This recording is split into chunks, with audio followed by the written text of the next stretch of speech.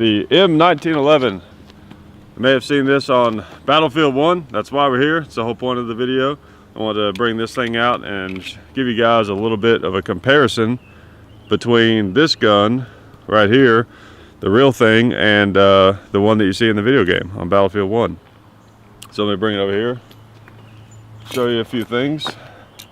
So right off the bat, now one thing about this gun that's a little different than some of the others is that most of the things that they got wrong, you can't actually tell that they're wrong unless you go to the screen where you select the gun, and then if you hit I play on the PS4, so it'd be like triangle for me, but if you go to where you can make the minor adjustments about the gun, after you select the gun, then you select, like, I forget, I think you can like affect like how much you zoom or whatever on the sight, something like that. Then you can rotate the gun around and kind of look at it. It gives you a way to look at it. So in that position right there, you'll notice a few things that the hand covers up when you're actually playing the game that are not correct to the actual gun that was used. So now this is a 1911, an M1911, and the 1911 that a lot of people are actually familiar with would be referred to as the 1911 A1, which was introduced in sometime in the 20s and kind of made famous in World War II. And they made a few, some might say improvements. I don't necessarily think of them all of them were improvements, but they've definitely made some changes to the design. And you'll notice in Battlefield 1 that the gun that they're using is kind of more similar to the A1 model that would have been used in World War II than the original M1911 that was used in World War I. So for example, you'll notice that it's clear that on this gun it has, so this is called the mainspring housing, this little hunk of metal right here, and you notice that it's flat, like it follows the contour of the grip basically. And on this one, the A1 model, it kind of comes out a little bit. It's got a little bit of like a bulge to it or a taper. And it had something to do, they changed it so that it would make people shoot it better, basically, in layman's terms, which I don't necessarily think it makes a difference. So in the game, what's kind of weird is they sort of met it sort of in the middle.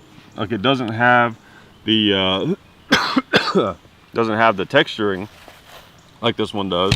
It's smooth, but yet you'll notice it kind of bulges a little bit.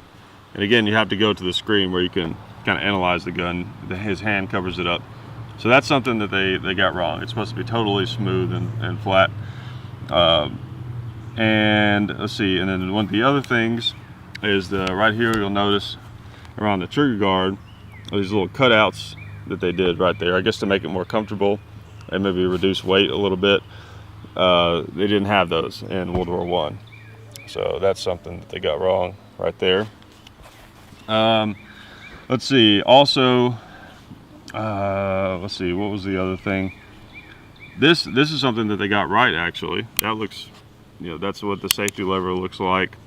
The slide release is actually, you can find that in a couple of different configurations on 1911s from that era.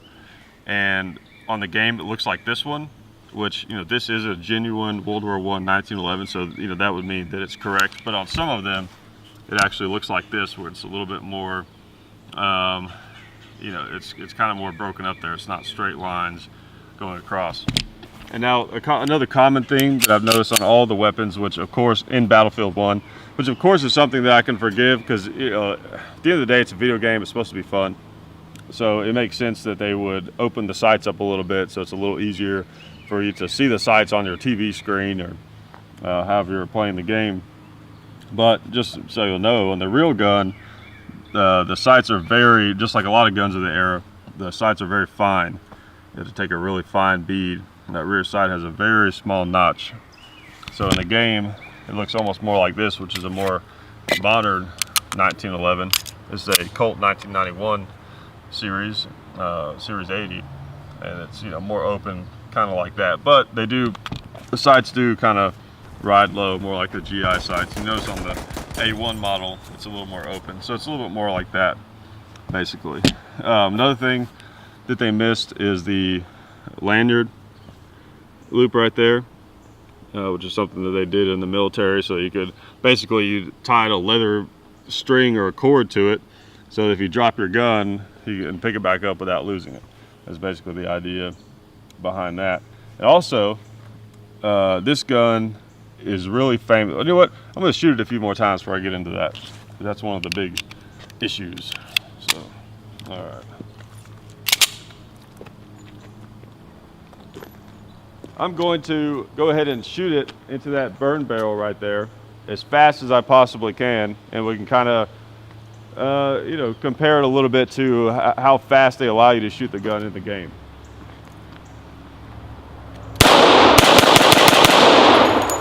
All right. I had a little bit of a hesitation on that first round.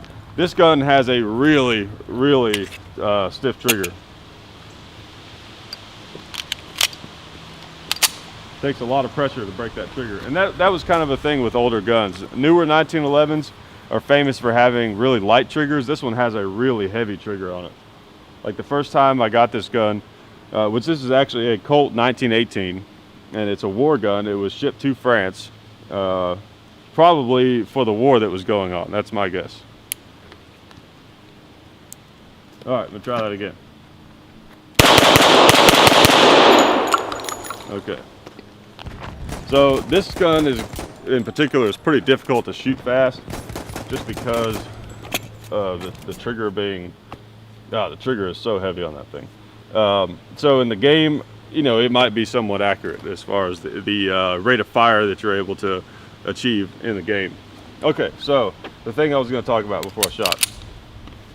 Now, one of the big differences that is definitely an improvement between the early 1911 and the A1 modifications is something called hammer bite.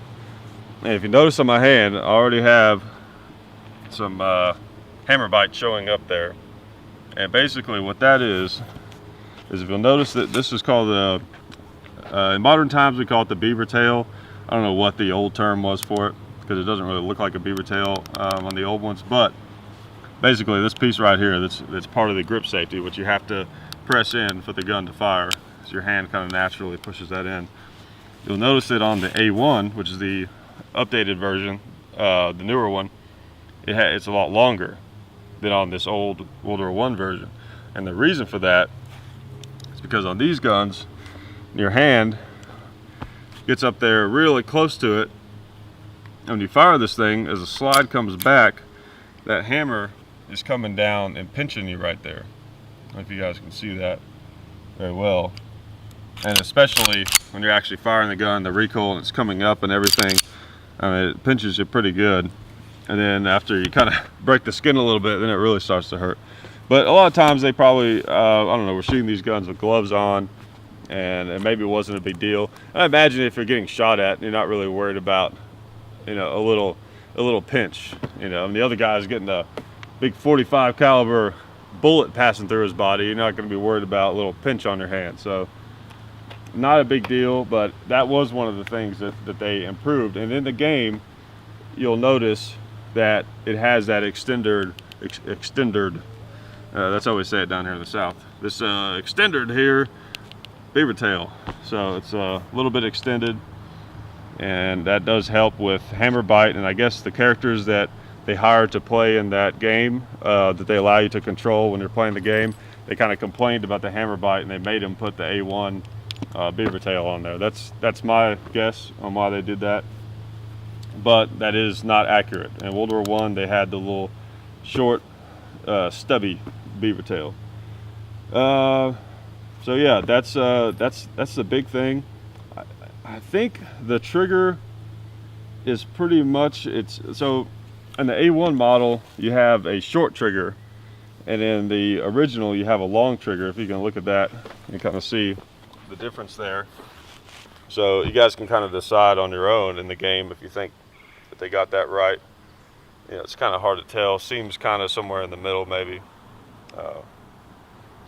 But you know, for the most part, so basically what you have in the game is you have a hodgepodge of original 1911 features and A1 features that didn't come out until, you know, about a decade or so later. after World War I took place. So it's pretty close. It's not perfect, but it's pretty close. All right, shoot it again. Also, I think I got some more ammo here. Yeah, I got a loaded mag in this thing. Won't shoot that. This is Dad's old World War II 1911. It was carried by a minesweeper in the Pacific Theater, so it's pretty cool.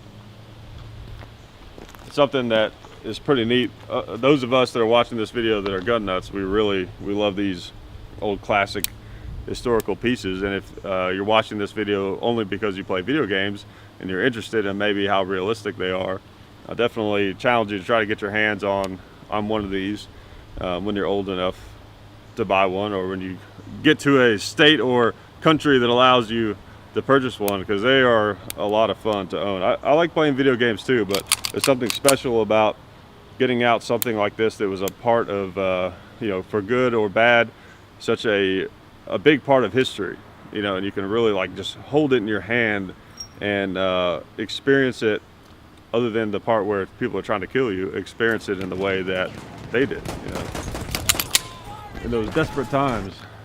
Okay. Also, want to remind you guys of the people that support this channel, like SDI. If you're looking for a career in the firearms industry, go to sdi.edu. You can get a degree in gunsmithing, firearms technology. There's some cool stuff over there. Also, Federal Ammo. That's what we shoot in all of our videos, so appreciate them.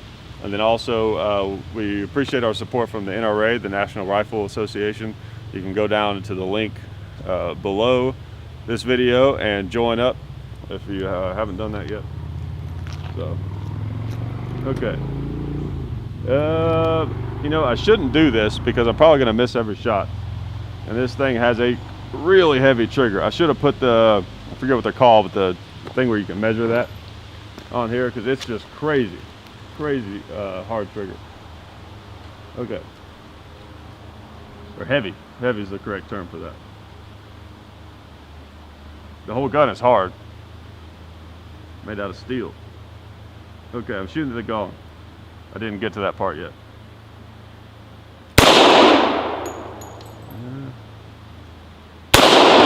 Okay, it's going low. I'm pulling it down because it's such a heavy trigger. Alright, shooting low still. Shooting left, which makes sense. Oh, almost got him on that one. Alright. Okay. I'll have to practice with this gun a little bit more. I actually just got this, and thought, you know, it'd be perfect to do this video on the 1911 since I just got this original World War I 1911. I've always wanted one of these since I was a kid, basically, and I finally was able to trade around some things and acquire one. Oh yeah, that reminds me, there's one more thing I was going to talk about that's different in the game versus this gun, and that's the grips.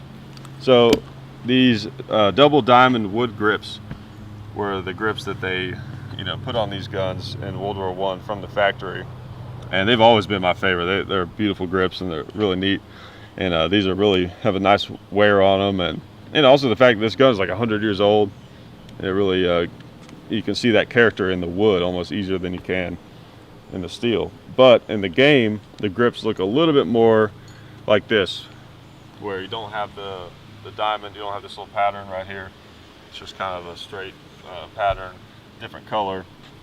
But again, it's grips, so they could have changed those out technically, and that doesn't necessarily make that gun not historically accurate, because someone could have put grips like that on there, because I'm sure that those type of grips existed at the time, or someone could have made them custom made or something like that. But I would think most people would have just left these on there. So that's something that they either got wrong, or they just, I don't know, for some reason they intentionally thought that would look cooler in the game. But you know, still for the most part, I feel like their Battlefield 1 does a pretty good job on the guns. They get some things wrong, but they look pretty good. They look and kind of feel like the real thing, I have to say. So and an update too, if you guys have seen my video on the SMLE Mark III infield rifle, the British bolt action, and the G98, the German bolt-action rifle. When I talked about the cocking piece not being correct, they actually fixed that. Now, some people were saying that it was because of my video, and that I can't confirm or deny.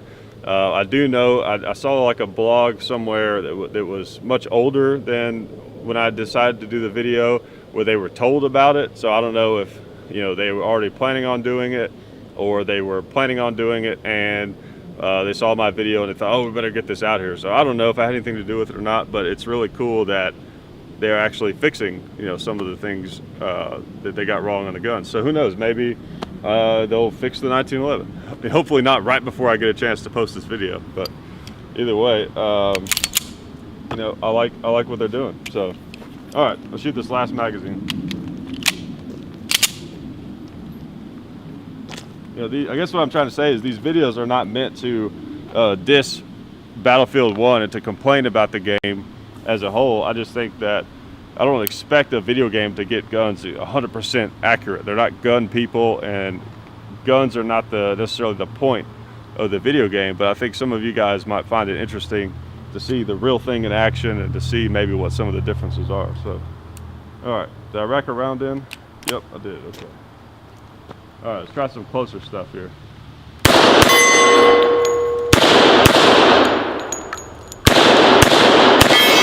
All right, I can't end on that bad of a run. I gotta try again. Yeah, this thing has a really heavy trigger on it.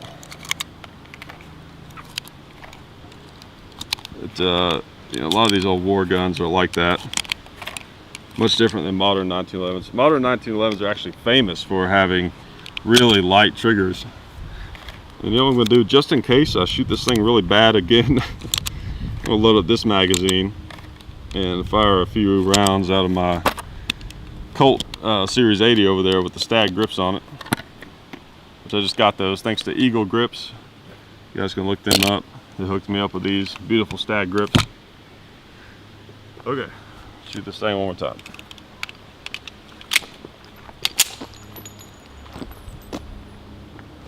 All right, I'm gonna try to slow down. I gotta remember that even though I have a 1911 in my hands, it's a different 1911 than what I'm used to.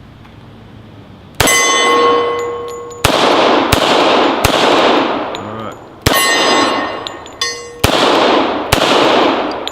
right. Okay. Shoot this one. This one has a much better trigger. It still doesn't have a competition trigger or anything like that, but it's quite different.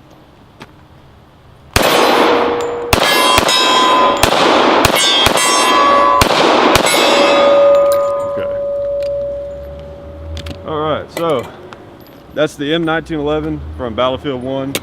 Hopefully it gives you some idea of how it's different, and I'll keep making these things. I think I've got a few more guns laying around that I've got access to that I can do some of these videos on until a new game comes out that I find some different guns to do videos on.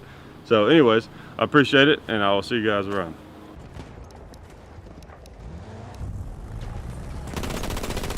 We have taken objective George.